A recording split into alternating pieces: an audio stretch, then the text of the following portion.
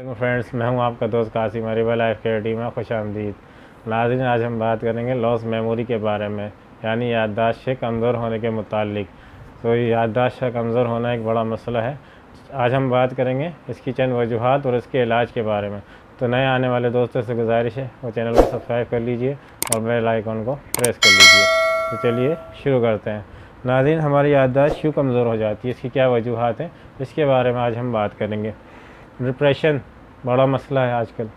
Depression में लोग रहते हैं, लाइफ को अपनी टाइम नहीं देते, अपने मसाइल के बारे में हर वक्त सोचते रहते हैं।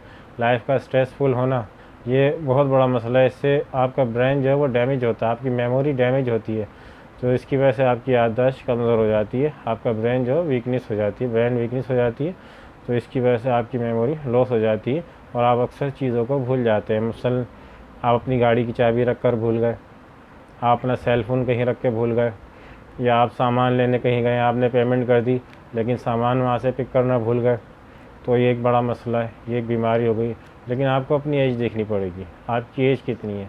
अगर आपकी एज 30, 40, 30 से 40 साल है तो ये बीमारी है। अगर आपकी एज 45 से 50 से ऊपर है तो फिर ये एक आम सा मसला है, जिस एज में अक्सर लोगों को हो जाता है।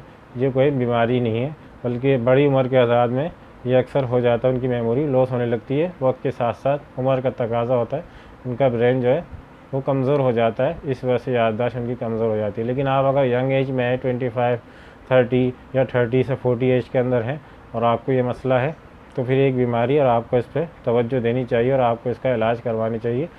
अगर आप इसका ट्रीटमेंट नहीं करवाएंगे तो ये मसला आगे चल के और ज़्यादा पेचीदा हो जाता है और इसका इलाज में भी काफ़ी परेशानी होती है।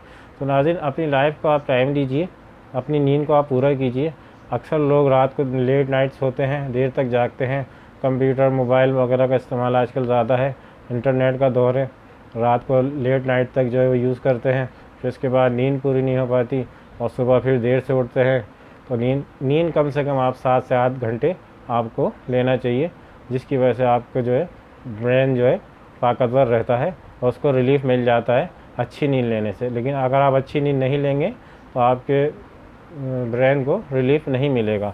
तो नाज़रीन, चलिए बात करते हैं हम इसकी कुछ मेडिसिन के बारे में जो काफ़ी यूज़फुल है और हम इसको किस तरह से ले सकते हैं। तो नाज़रीन, मेडोरहिनम 200 पोटेंसी में ले लीजिए। होम्योपैथिक अच्छी मेडिसिन है। मेडोरहिनम 200 पोटेंसी में आपको हफ्ते में एक बार लेनी है, किसी भी टाइम ले लें। आप सुबह ले लें, दोपहर ले लें या शाम में ले लें, खाने के आधे घंटे के बाद 200 पोटेंसी में लेनी है मेडोरहिनम। और 2 कतरे आपने लेने हैं, यानी 2 ड्रॉप डायरेक्ट अपनी टंग पे लेने हैं, सीधे आपने अपनी टंग पे लेने हैं 2 ड्रॉप मेडोरहिनम 200 पोटेंसी में आपने लेनी है। दूसरी मेडिसिन है इसकी एनाकार्डियम ओरिएंटेल 200।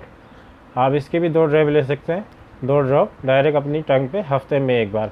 दोनों मेडिसिन में से कोई एक मेडिसिन लेनी है, याद रखिए। आप दोनों मेडिसिन एक साथ नहीं लेंगे, दोनों मेडिसिन में से किसी एक मेडिसिन को आप यूज़ करेंगे। 2 ड्रॉप लेने डायरेक्ट अपनी टंग पे, हफ्ते में एक बार इसकी डोज है। इससे ज़्यादा आप नहीं लीजिए वरना नुकसानदेह हो सकती है। नाज़रीन, किसी भी मेडिसिन का हद से ज़्यादा इस्तेमाल करना आपकी सेहत के लिए नुकसानदेह हो सकता है। तो आप इन मेडिसिन को इस्तेमाल करेंगे तो इंशाल्लाह 1 से 2 महीने आप इसको यूज़ करें, आपकी मेमोरी दोबारा रिकवर होना शुरू हो जाएगी। तो नाज़रीन, अगर आपको मेरी वीडियो अच्छी लगी हो तो लाइक करें, शेयर करें, सब्सक्राइब करें और बेल आइकन को ज़रूर प्रेस करें। मिलते हैं अगली वीडियो में नए टॉपिक के साथ। अल्लाह हाफ़िज़।